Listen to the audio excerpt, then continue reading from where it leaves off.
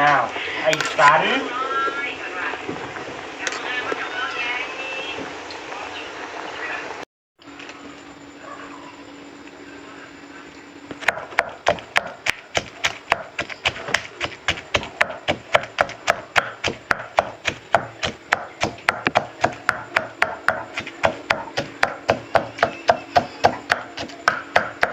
สบายดีป่ะลุงคนหล่อรอรุ่นสบายดีย้ำแรงพี่น้องจ้ายินดีต้อนรับสู่ช่องแม่น้องบอยเด้อจ้าสบายดีพี่น้องมาเบิ่งเชฟใหญ่ เชฟใหญ่ เชฟใหญ่เลยซีเนียนมะเขือพี่น้องซุปมะเขือพี่น้องมือนี่ใส่ปลาดุกเนาะใส่ปลาดุกย่างเอาตัวนี้ลงก่อนเนาะต้มเรียบร้อยมะเขือนิ่มอยู่บ่เท่า ใส่หมดเลยบ่ใส่ไปเลยแซ่บเลยมาพี่น้องมาน้องบอยหิวข้าวนั่งเฝ้าพ่อเฮ็ดจ่อข้อคันสิเฮ็ดก็เฮ็ดบ่เป็นซุปมะเขือแนวบ่มักกินเด้บ่เคยเฮ็ดจักเทื่อโอ้ยกินอีหยังอันนั้นน่ะแก้วนังเขาซื้อแก้วนังหิวข้าวแก้วบองแก้วบองน้องบอยเนี่ยคันนี้นี่น่ะกินพี่น้องลูกป้าบัวน่ะมากินข้าวแรงน้ำกันเด้อจ้าพี่น้องรอให้พ่อน้องบอยเพิ่นสุกมะเขือโอ้โหสีสันปลาดุกก่อนแกะปลาดุกใส่ปลาดุกเนาะบ่แม่นว่าตำปลาดุกใส่ก่อนติเฒ่าใส่ปลาที่ล้างบ่เฒ่าป้าบัวก็ยังเฮ็ดบ่ค่อยเป็นได้พี่น้องสุกมะเขือมีแต่ซื้อกินตะกี้ก็ได้ปลาดุกแล้วเพิ่นนั้นเฮ็ดคือว่าแซ่บแท้หั่นนะพ่อน้องบอยเราเฮ็ดเป็นบ่ช่วยย่างช่วยแนวคันอยากกินแนวเฮ็ดบ่เป็นก็ต้องพ่อน้องบอยต้องเว้าน้ำเล่าม่วนๆเราจะเฮ็ดแซ่บเนาะเฒ่าเนาะเรียกพี่สิน้องพี่น้องเรียกพี่สิน้องโอ๊ยตายค่อยขออนุญาตนะพี่น้องหัวคนบ่น้องบอยแกบ่เรียกพี่บ่เฮ็ดให้กินเลยเนาะพี่น้องสิกล้าเอิ้นบ่ล่ะพี่พรพี่พรทำอร่อยๆนะบ่ล่ะโอ้ตายพี่น้องเอ้ยขอเด้อหยอกเด้อพี่น้องหยอกเด้ออย่าว่ากันเด้อขบวนกับลุงพรก็สิเป็นแบบนี้แหละพี่น้องไปได้มาแล้วสิมักหยอกกระเจาะกระแจะกันแบบนี้แหละบอกตรงๆนะกับบ่ค่อยอันนั้นกันดอกบ่ค่อยมีปากมีเสียงกันดอกพี่น้อง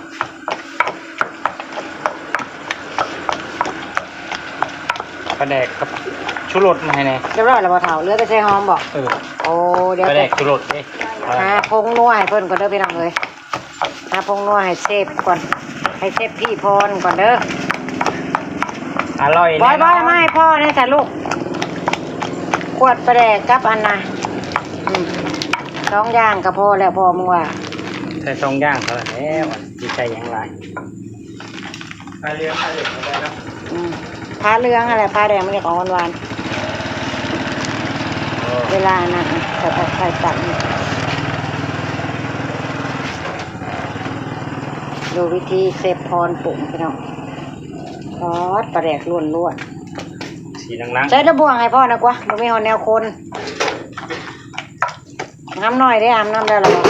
เอิ้นกันเอามากินเด้อบัดนี้เอิ้นมาเจ็บหน่อยเด้อน้ำน้อยเอิ้นมาเจ็บหน่อยเด้อหอมลงไปหวานลงไปหอมไหมพี่หอมไหมยังแรงจังหอม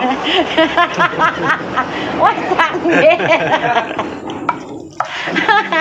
พี่น้องสั่งเด้หอม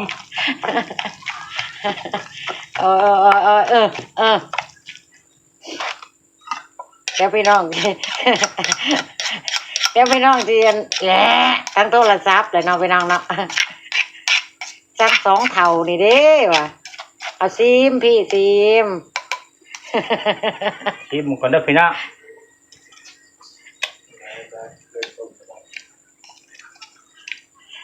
เป็นอะไร จัง เลยปลาแดก เอาไปแดกบ่ ช่างกับปลาแดกกินสั่นเลยเน้นปลาแดกพ่อพอถามพอ ก็บ่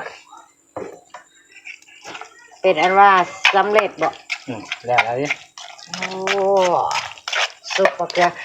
พริกเขียวพี่น้องมันก็เลยเป็นสีเขียวเขียวเพราะว่าบ่มีพริกแดงที่จริงต้องใส่พริกแดงนำเนาะมันจังสิสีสันน่ากินแต่ก็ย่าละรสชาติแซ่บก็พอละโอเคแล้วบ่ โอเค โอเคแล้วบ่พี่ โอ้ยหายเอิ้นพี่ผลได้ลวงเอ้ยจังเฮ็ดกินแซ่บลาว่า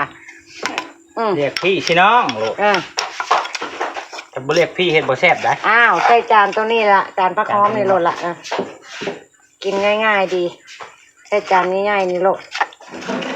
มื้อนี้อาหารจานเดียวเด้อพี่น้องกินพาลูกกินซ้ำนี่แหละปลาบัวมื้อนี้เสียงขูดโคกก็ฮู้แล้วว่าแซ่บเนาะพี่น้องโอ้สีสันสุกมะเขือพอน้องบอย ครับ แซ่บบ่พี่น้องแซ่บบ่เป็นตาแซ่บ เฮ็ด บ่ บดเนาะพี่น้องใส่ลงไปเข้ากันล้ำๆเลยนี่ มาลูกมาพอเฮ็ดแล้วละมาตั้งผ้าขาวขึ้นอาหารจานเดียวเลยได้เฮามื้อนี้มาพี่น้องมาได้เวลารับประทานแล้ว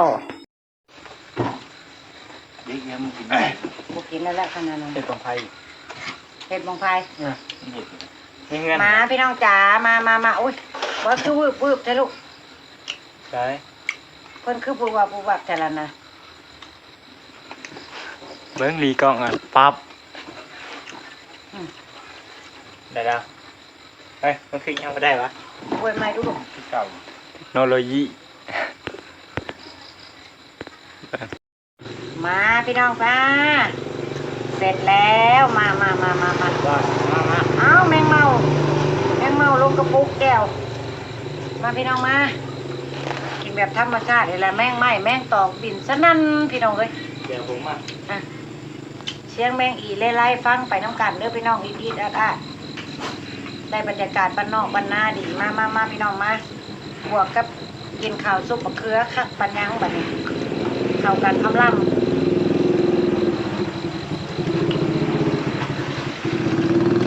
เอามาขนมบอกมาลูกไหม ทอน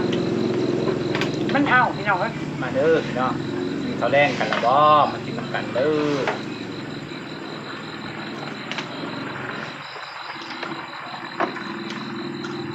โอ้ยไม่แห้งเด้ถือพัดลม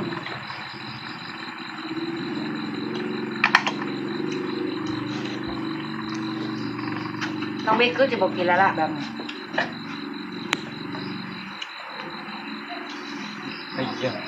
ไปแน่ มีแห้งเลยเนาะปลาพริกสดยามหนึ่งมันซื้อเป็ดน้อยเดียวหนึ่งแสดงว่าพริกเพิ่นอ่อนขนาด ผมเป็นโตน้อยๆเงา เนาะแซ่บเด้อแซ่บเด้อพี่น้อง ครับ บักเกลือเพิ่นก็อ้อนอนซื้อตลาดน้อย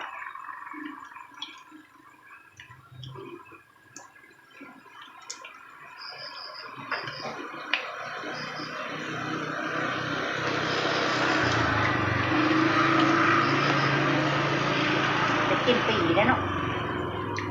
ลวกหัวปีกินกับซุปบักเกลือปลาบัวมากิน น่าออก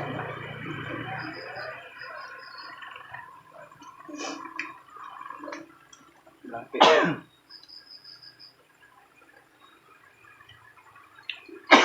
อุ้ยหลายๆครับมันจะบวเบิด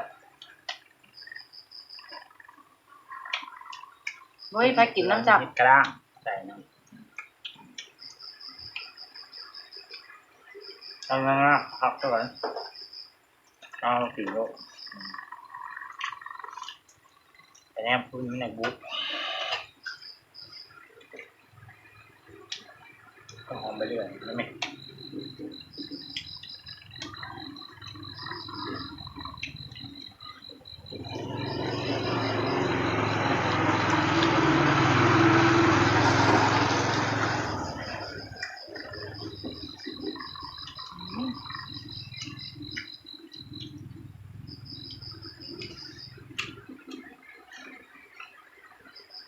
มันท่านคืออะไร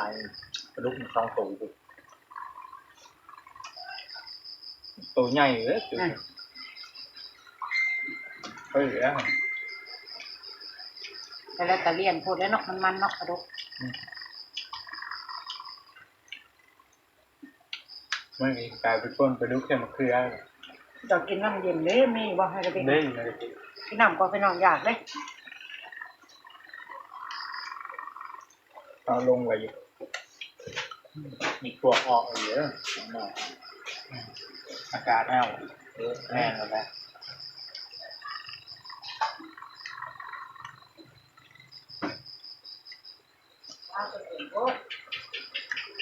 แล้วก็ตักเอาหน่อยนึงตื่นน้ำใช่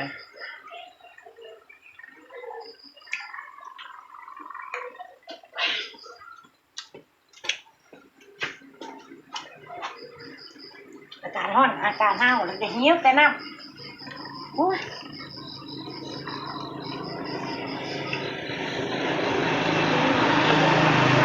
คุยได้ร้ายลูกมันจิบเบิร์ดนี่มันเก็บไปได้สุกบักเขือไปเอาไว้กินต้องกินให้เบิร์ด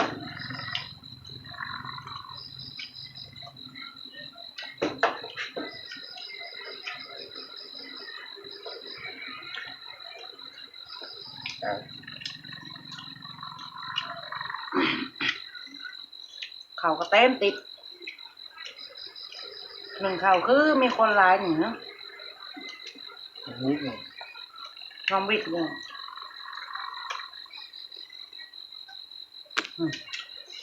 แมงเมาออกไม่สัญญาณมาเฮ็ดปวกที่ออกพี่น้องแมงเมาออก เยี่ยมกันที่ยังมันไม่เข้าในนี้อ่ะ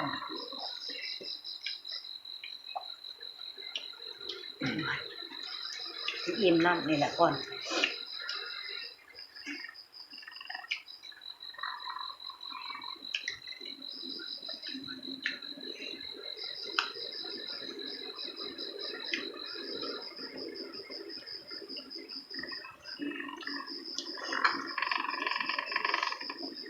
รู้ทำยังไงเพื่อปลาลุง เป็นคำใหญ่เพื่อป้าเพื่อลุง เข้ามันบ่ได้แดดมันบอกมันแดดว่าทดเดี๋ยวอุบเครื่องกล้องให้เข้ามาหน่อย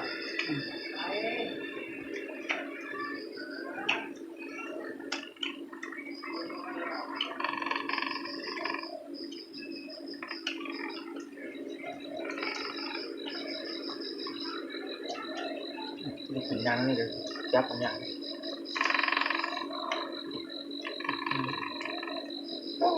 ความแบบง่ายมันอื่นเลย นี่ก็ตัวอยู่เบิกเพื่อฉันได้กินแจ่วบองมึงลงให้กันดีคิด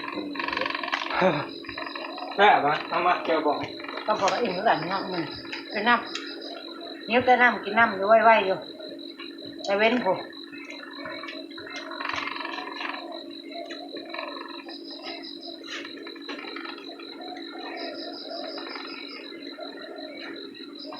เดี๋ยวว่าจะไม่ต้องกินเนาะ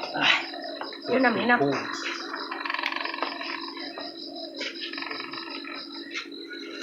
โดยพี่น้องจ้า